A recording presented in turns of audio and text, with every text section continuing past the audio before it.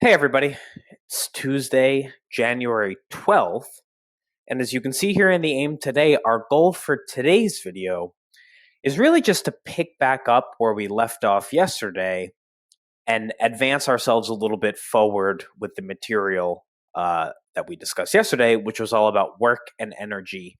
And now today, we're going to work power into the mix. And so it's important to realize whether you do realize this already or not, that work, power, and energy are all extremely closely related. And they are the main sort of categories for this work energy unit. And so to start us off for today, we're going to get into work and energy, specifically the work energy theorem. And then we will talk about different forms of energy. And then we will wrap it up by talking about power and taking a look at how we can apply all of these things to problems. So first, I want to just start off today by summarizing the main concepts from yesterday's video. So yesterday, when we were talking about work, we said work occurs when a force acts over a displacement and the force has a component which is parallel to the displacement of the object. Work only happens when a force acts over a displacement and that force has a component which is parallel to the displacement of the object. When we talked about work in yesterday's video, we solved a problem, and we also saw another important concept when it comes to work, that work is a scalar, which means we can directly add the amount of work done on different segments of a path. And so even if the actual path has right angles in it, which might suggest that you're supposed to do the Pythagorean theorem at some step, it's important to realize that in work problems, to calculate the actual work, you never do the Pythagorean theorem because work is a scalar. They're almost always going to try to trick you with that. Work is a scalar, and so like all other scalars, you simply add the values to find the total. Then once we finished talking about work, we started to discuss the relationship between work and energy, and as you can see here, the main point, this is like the work energy theorem, the main point that we made about the relationship between work and energy is that when you do work on an object, you change the energy of an object. So work changes an object's energy. The most important concept regarding that idea here is the work energy theorem, which says the amount of work done is equal to the change of an object's energy. So yesterday when we solved the problem we solved had us calculate the amount of work done, and the amount of work that we calculated was 11 joules. That tells us that the energy of the object changed by that amount, 11 joules. The amount of work done is equal to the change of the object's energy. And so the work energy theorem is about the simplest concept to state here, because it's simply just the work is equal to the change in energy. And that's it. And lastly, and we mentioned this very, very, very briefly at the end of the video, that when the work done is positive, it increases an object's energy, because work is defined as the change in energy. And when the work done is negative, it decreases an object's energy. And the work equation, which is stated, which I should say was stated in yesterday's video, is F delta X times cosine theta. This equation, if you are careful with it, will automatically tell you if the work is positive or negative based on the angle that you punch into the equation. The angle in that equation is the angle between the force and the displacement. And so if the force has a component which is opposite of the displacement, it will slow the object down, thus decreasing its energy, meaning it's negative work. But if you punch in an angle into that equation that's larger than 90 degrees, meaning the force will have a component that is opposite of the displacement, that equation will automatically tell you that the work done is negative.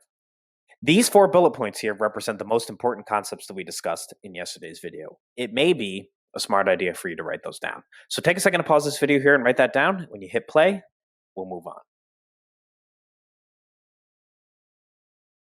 So the part of yesterday's video that we're really going to extend into today is what we said yesterday about the work energy theorem. And so the basic concepts here, I think, are quite straightforward. Yesterday, we said energy can be defined as the ability to do work. We sort of also got into this yesterday, but I want to be very clear about it today. Energy can exist in many different forms. That could be nuclear energy, chemical energy, electrical energy, thermal energy or heat, kinetic energy, and potential energy. Now, I'm sure some of you remember this from honors physics or chemistry, but it's an important thing to state it nonetheless. Energy can exist in many forms. And as we also sort of alluded to yesterday, but we really want to drive home because this is going to be a big focus of this unit, energy can be transformed from one form to another. And that really is the guiding concept of conservation of energy problems. So that's really, really super important. Energy can be transformed from one form to another. I want to just take a second here as we continue to move on to really address this first bullet point. First bullet point here says energy can be defined as the ability to do work. Well, what exactly does that mean? And what does that tell you about the object? Well, we can say here when an object with energy does work, it loses energy. And when an object has work done on it, it gains energy. Or, of course, it loses energy if the work is negative. All of that depends. Generally, though, in this course, when we see an object has work done on it, it will gain energy. Obviously, sometimes it loses energy if that work is negative. Of course, that's why we're discussing it, but that's the main idea here. And the most important point about work and energy and the work-energy theorem, at least for today's video, because this is what we're going to be spending the vast majority of our time on, we can use the work-energy theorem to derive equations for our different forms of energy. You may remember from honors physics the equations for the various forms of energy. And if you do, then that's good. However, what we are going to do today is use the work-energy theorem to show where those equations come from. These equations were not just made up. They can be derived from principles, specifically the principle of the work-energy theorem. And that's what we're going to do here in a moment. Before we get to that, though, every single thing on this slide is very important. So take a moment to pause this video, write this down, and when you hit play, we'll use the work-energy theorem to derive some equations.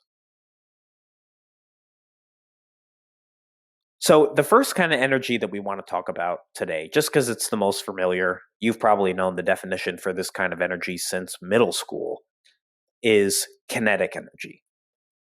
And when you see the word kinetic, of course, as we did when we were talking about kinetic friction, you should realize by now that the word kinetic connotes motion. And so kinetic energy is the energy associated with an object's motion. When an object is moving, it has energy. That energy is called kinetic energy. Now, just to tie this into the broader concept of what we were just talking about on that last slide, it would probably be an important question to ask here. Well, how do you know that an object that is moving has energy? Well, as we said, energy is the ability to do work.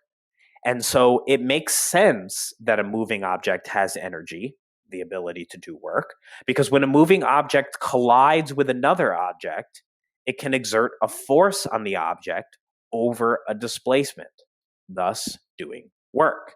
If you took any stationary object sitting on the table around you, like I have a water bottle on my table, if I took my phone and I threw it at the water bottle, we know for a fact that my phone had kinetic energy, energy associated with its motion, because when it crashed into the water bottle, it would exert a force on the water bottle, and that force, which would act over a displacement, would do work on the water bottle, actually giving the water bottle energy, causing the water bottle to move as well. Last thing I want to write down on the slide, really just because there's space for it, is the symbol for kinetic energy, because the symbol for kinetic energy in this course is not the same as the symbol for kinetic energy in Regents physics. In this course, the symbol for kinetic energy is just a K by itself. Be careful when you're writing just the K by itself for kinetic energy, because this K here is uppercase. Lowercase k is a different symbol, which we're actually going to be using later on this week. And so it's very important when you're doing these problems to make sure the K is uppercase. Take a second to pause this video here and write that down, and when you hit play, we'll take a look at how you can use the work energy theorem to obtain the equation for kinetic energy.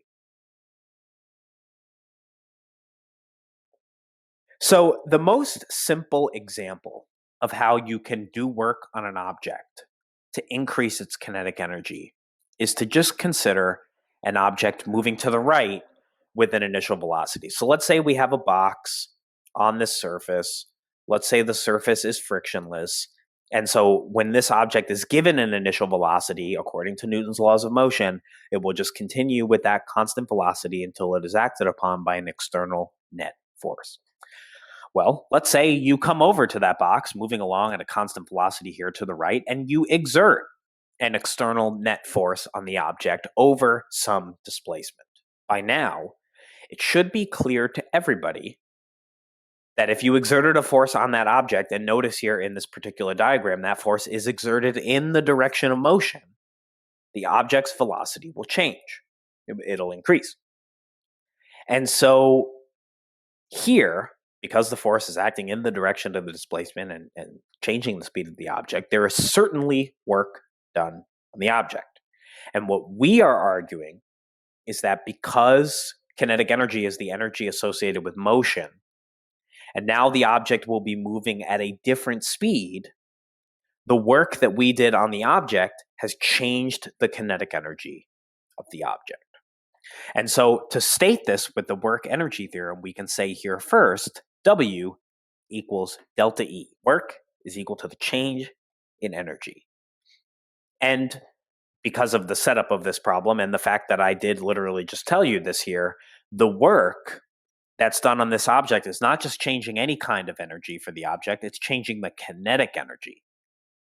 So we'll write here W equals delta K, because this is the change in the kinetic energy of the object. Now, because the whole point of this is to solve this for kinetic energy, I'm actually going to move that to the left-hand side.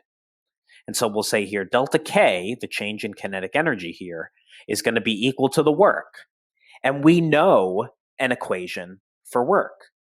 The work is equal to F delta X cosine theta.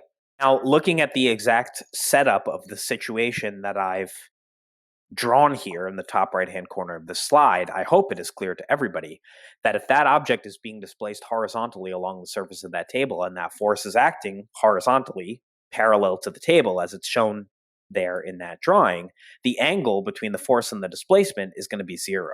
And that means the cosine of the angle is going to be 1. And so that means what we're left over with is the change in kinetic energy is equal to F delta X. Now, of course, we want to manipulate this equation. We want to come up with an equation for kinetic energy. Some of you might know where we're supposed to end up with this already, so the question is, how do we get there? And to do this is pretty simple, as you'll see here. The first thing we're going to do is to say, well, there's not much to do with the displacement, because that's just a number. But I do know an equation for the force. According to Newton's second law, force is equal to the mass times the acceleration. So we have m times a for the force, and then we're going to multiply that by delta x. Now, there's really not a whole lot to do with this. Mass is mass, and so what are we going to do with that? We'll just leave it in there. But it's important to note here, what we have left over in that equation besides the mass is the acceleration times the displacement. And so our goal here should be to try to replace that part of the equation with something else. Now, how are we going to do that? Really, the big question here is, have we seen another equation this year where the acceleration is multiplied by the displacement? And the answer is, absolutely we have. The time-independent equation says Vf squared is equal to V naught squared plus 2a delta x. And so notice, if we solve that equation for a delta x, the exact term in this equation, we would have to subtract the V naught squared over to the other side. So we get Vf squared minus V naught squared, and then we'd have to divide that by 2. So we'd be dividing that by 2 like that. And so we're going to make a substitution here. A delta x is equal to Vf squared minus V naught squared over 2. So we're going to sub that out, and we're going to say delta k is equal to m times a delta x, which is going to be Vf squared minus V naught squared over 2. Now, all we really have to do to see the equation for the kinetic energy is clean this up a little bit. I'm going to distribute the m to both terms, and instead of writing Vf squared minus V naught squared over 2, I hope everybody realizes, and I'll just write this off to the side as well to make it clear, Vf squared minus V naught squared over 2 is the same thing as 1/2 Vf squared minus 1/2 V naught squared. It's kind of like a distribution as well. And so when I do all this and I clean this thing up, distribute the m, distribute the 2, so to speak, I get here 1/2 mv final squared minus 1/2 m v initial squared. Now, of course, as I mentioned here, our goal is to determine an equation for kinetic energy, not the change in kinetic energy. What I have here is an equation for the change in kinetic energy. But it's important to realize by deriving an equation for the change in kinetic energy, because that's really what I have to do using the work energy theorem, because the work energy theorem doesn't say work is equal to energy, it says work is equal to the change in energy. While coming up with an equation for the change in kinetic energy, it's important to realize what I've actually done is also come up with an equation for kinetic energy. Because remember, the change in any variable is the final value of that variable minus the initial value of that variable. And I think the important point here is to note that if the initial kinetic energy takes the form 1/2 mv squared, and the final kinetic energy takes the form 1/2 mv squared, well, then the equation for kinetic energy must be 1/2 mv squared. That's the idea. Now, we're going to go ahead and introduce this equation like we ordinarily do on the next slide, but if you didn't get the chance to write down any of this information, take a second to pause this video here and write that down, and when you hit play, we'll move on. Okay, so as we mentioned here, the symbol for kinetic energy is uppercase K. And the equation, as we just determined and derived here, is 1/2 mv squared. So we have the equation K is equal to 1/2 mv squared, where m is the mass of the object measured in kilograms, and v is the speed of the object measured in meters per second squared. Now, why did I say the speed and not the velocity? Well, it's pretty straightforward, I think. If work is equal to the change in energy, and work is a scalar, then it should make sense that energy is a scalar as well. Energy does not have a direction, it only has a magnitude because work only has magnitude. And so as a result, it is a scalar. And so for the unit here, notice to obtain the unit for kinetic energy, we're going to say, well, if the equation is 1/2 mv squared, and 1/2 is obviously just a unitless number here, the mass is measured in kilograms. So the unit's going to have a kilogram in it, and then it's just multiplied by v squared. And so it'll be multiplied by the units of v squared, which is going to be a meter squared per second squared. And as we mentioned when we were talking about work, a kilogram meter squared per second squared is a joule, which is given the abbreviation uppercase J. So kinetic energy is measured in joules. And it should make sense to everybody that energy is measured in the same unit as work because work is equal to the change in energy. And lastly, we'll say here, and this is very important, you'll see they ask and test this idea a bunch of times in the AP test. Energy, all forms of it, basically everything in this unit, work, energy, power, everything is a scalar. Take a second to pause this video here and write that down. And when you hit play, we'll move on. And that's it for kinetic energy. Now we're going to go ahead and solve a problem with this stuff here before this video is over. But before we do that, I just want to take a moment to talk about gravitational potential energy. Gravitational potential energy is the energy associated with an object's position in a gravitational field. Basically, it's all about where the object is located in the gravitational field. In other words, its height above the ground. So we'll write that here in parentheses off to the side. It's based on its height. Now, of course, like I said, I wanted to connect this back to the fundamental concepts today. That's really the point of this video. And so what I'll write here is an important question that we should ask ourselves. Why does it make sense that an object at some height above the ground has energy?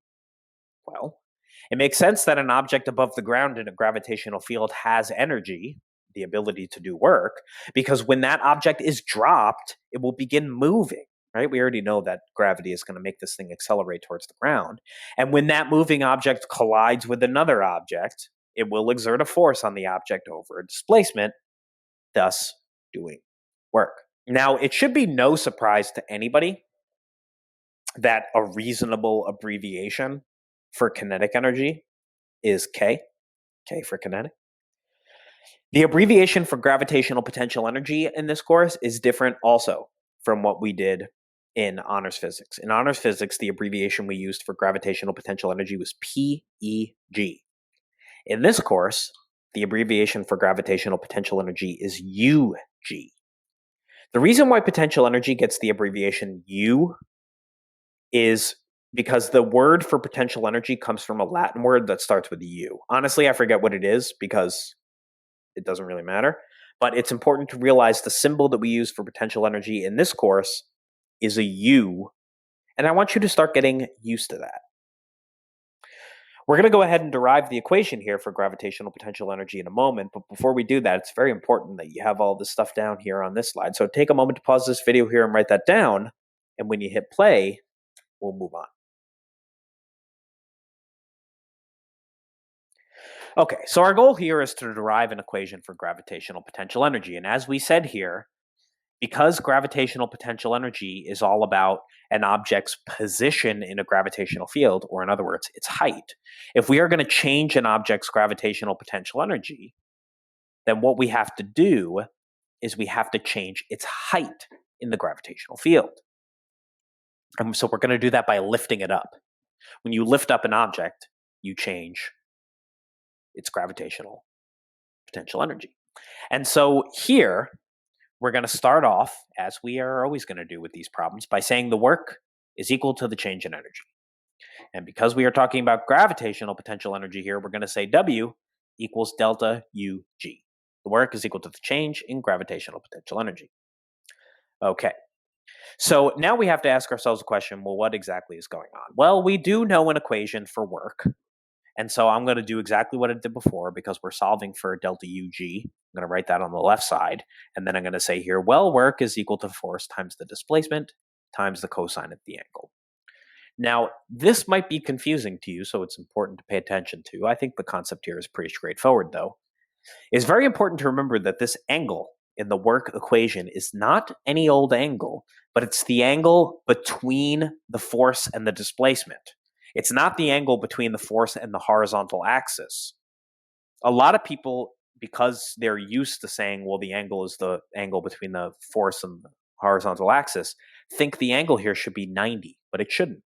Because when you lift an object up in a gravitational field, its displacement is this way. And so the displacement is up, the force is up, and that means they're parallel. The angle would be 0, and so the cosine of 0 degrees is a 1. And so we have here delta UG equals the force times the displacement once again. Now we need to ask ourselves a question. If you are lifting up an object, you cannot lift up an object with any amount of force. There needs to be some minimum amount of force that you lift this object up with in order to make its height change. What is the value of that force? And it should be clear to everybody thinking about a free body diagram that if your upward force is not at least as large as the weight of the object is not going to move up, but rather it's going to accelerate down. And so essentially what we're saying here is the force needs to be at least greater or equal to the weight. Now, what we are actually going to plug into this equation is mg. Now, of course, a reasonable question to ask here would be, why are we just going to plug in mg here? And the answer is simple. If we lifted the object up, I hope this makes sense to everybody. If we lifted the object up with a force that was larger than the weight, then there would be a net force upward. And if there was a net force upward, the object would begin to accelerate. And if the object accelerated, as we just derived, if the object's speed was changing, then its kinetic energy would be changing. We don't want to investigate the effects of a change in kinetic energy here. Our goal for this part of the video is just to investigate the changes in the gravitational potential energy. And so if we want to lift this object in such a way to keep its speed constant, then at a constant speed, so we can just see what's happening to the gravitational potential energy alone, the force has got to be equal to its weight. So I'm going to write here, the change in gravitational potential energy is equal to Fg times the displacement. And notice here I wrote something kind of kooky. I wrote delta x for the vertical displacement, but the displacement is vertical. And because it's a vertical displacement, we're actually going to go ahead and write that as delta y. And as we know, the change in gravitational potential energy here is just going to be the weight, which we know is mg, and then times the height, delta y. And that's it. That's our equation for the change in gravitational potential energy. And now we're going to do just like we did over here and flesh the whole thing out. So the symbol for gravitational potential energy is Ug. The equation is actually going to be written twice in a slightly different form. I'm going to write here Ug equals mgy, and then I'm going to write or delta Ug equals mg delta y. The reason why you actually probably will not see the first version of this equation as much as the second version of the equation is because gravitational potential energy is relative, because height is relative.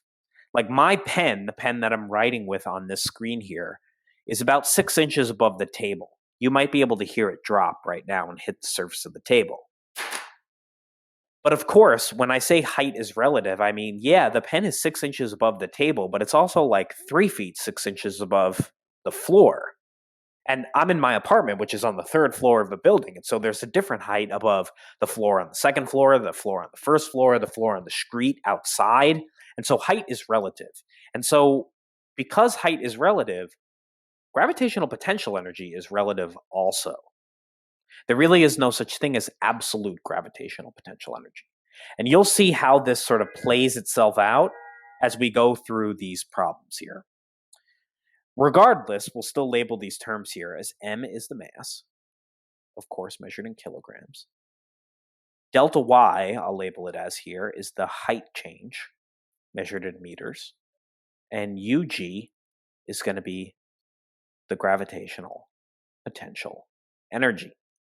Now notice, just like we did for kinetic energy, we can show here that the units of gravitational potential energy are kilograms times the units for g, meters per second squared, times the unit for height, which is meters, and so that's just going to end up giving us a meter squared here.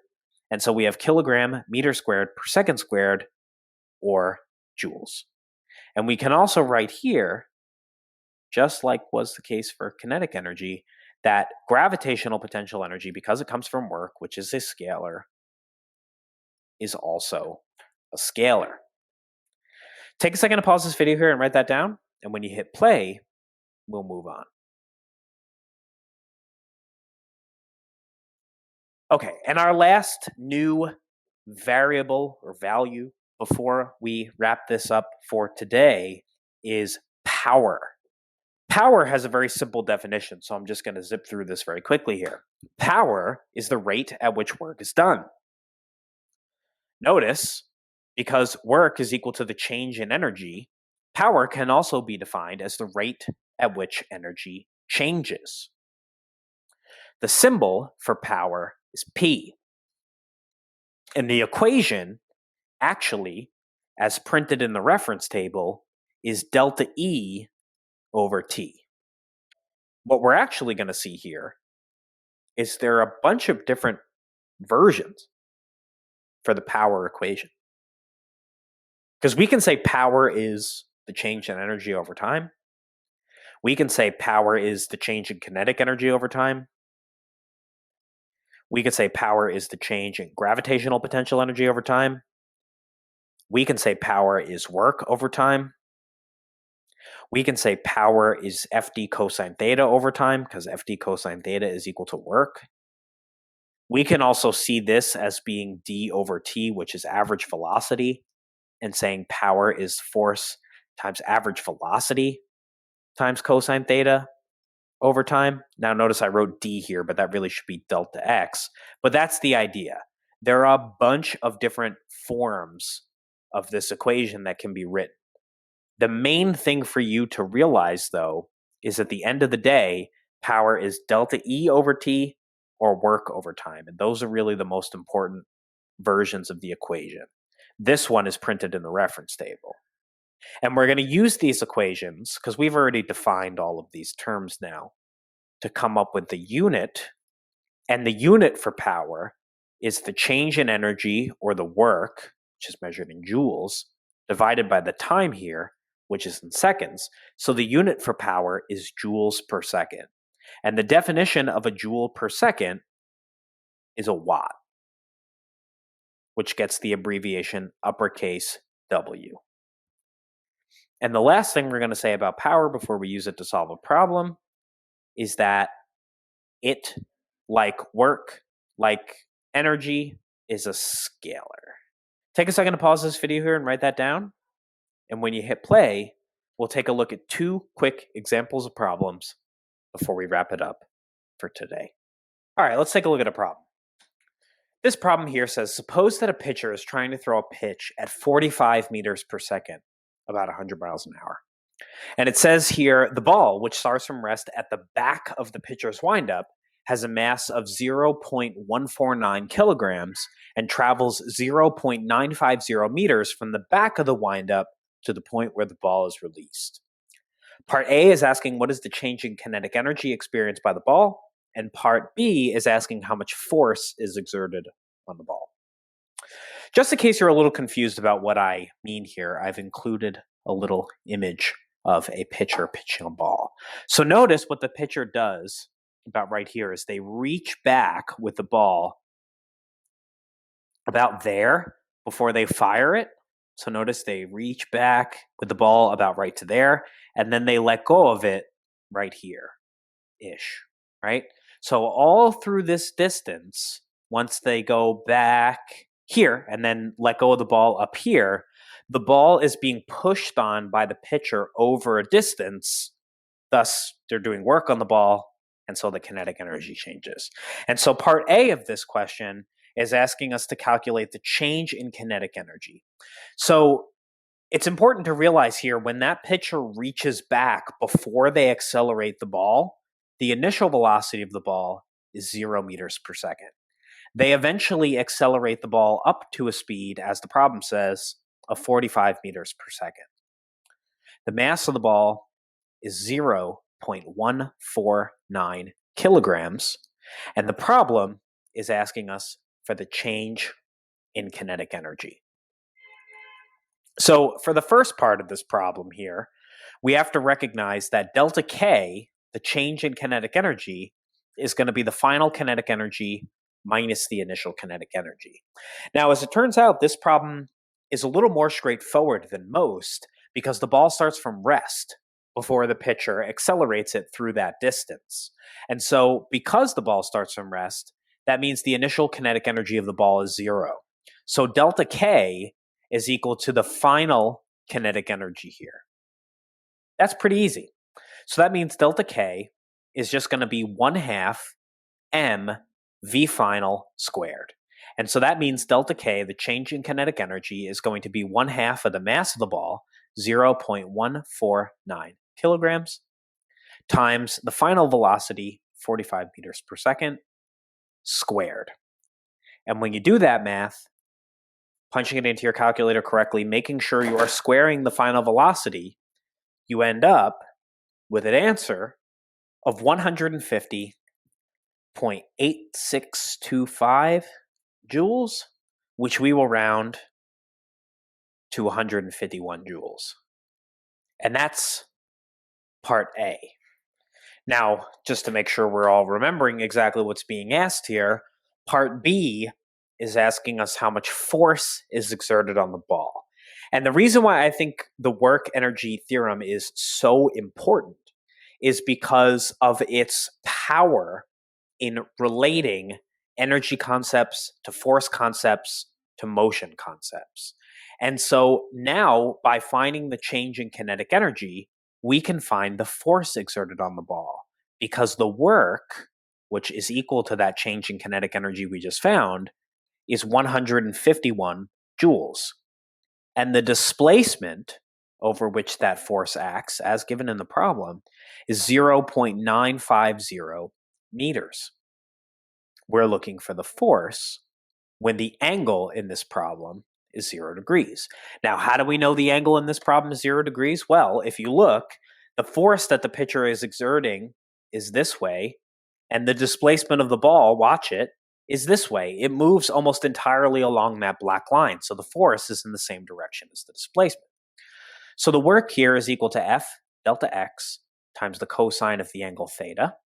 And so that means the work here is going to be equal to, because the angle is equal to 0 and the cosine of that angle is 1, the work is equal to F delta x, which means the force is really pretty simply just the work over the displacement. The work here is 151 joules, and the displacement is 0.950 meters. And so that means the force is just going to be 151 divided by 0.950. And when you do that math, you get 158.947 newtons, which to three significant figures we'll call 159 newtons. And that's the power of the work energy theorem. It allows us to take motion data to find changes in energy, which then we can use to find information about forces. Pretty cool. Now, before we wrap this up for today, let's just take a look at one more example. Then we will have looked at every single equation that we've developed for today. This problem, and I apologize for the corniness of this problem, it says Hulky and Bulky challenge each other to a race up a flight of stairs with a change in height of 4 meters. Hulky, whose mass is 120 kilograms, makes the climb in 3 seconds, while Bulky, the mass of 150 kilograms, took 4 seconds to make the climb. A says who has more gravitational potential energy at the top of the stairs, and B, who developed more power. Okay, so to start us off here, let's just make our list of knowns. For part A here, we have mass of Hulky is 120 kilograms. The mass of Bulky is 150 kilograms. Delta Y for both of them is 4.00 meters. And of course, G is 9.8 meters per second squared. So for Hulky, the change in gravitational potential energy is going to be mg delta Y. Now, the reason why we are ultimately doing the change in gravitational potential energy is because we don't know their initial height, and we don't know their final height. All we know is the change in height. And so we're going to use the version of this equation that deals with the changes. And so for Hulky, the change in gravitational potential energy is 120 kilograms times 9.8 meters per second squared times the change in height, which is 4.00 meters. And when you do that math, plugging all the numbers into the equations and making sure you have everything in there correctly, you get 4704 joules, which we'll just round to 4,700 joules. And that's it for Hulky. For Bulky, it should be clear to everybody that this is going to be a larger change in gravitational potential energy because Bulky has more mass, and according to this equation, the change in gravitational potential energy is directly proportional to the mass. But we'll just go ahead and do the calculation. We have the mass, 150 kilograms, times G, 9.8 meters per second squared, times the change in height, 4.00 meters. And that's going to give us a change in gravitational potential energy to three significant figures at least, 5880 joules. And that's it for part A. So the question said, who has more gravitational potential energy? It's bulky. Now, part B of the question says, who developed more power?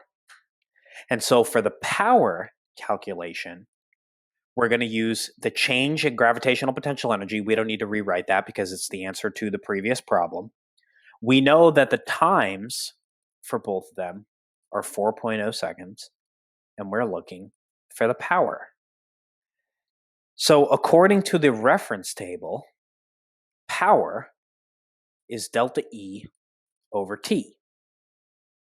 And because we're not talking about just any kind of energy, we're talking about the change in gravitational potential energy, we'll say power is delta UG over T. And so we'll take Hulke's change in gravitational potential energy, which is 4,700 joules. We'll divide it by the time, 4.0 seconds. And when you do that math, you get 1566.6666 repeating. And so to three significant figures, we'll round that to 1570. And notice the unit would be joules per second or watts.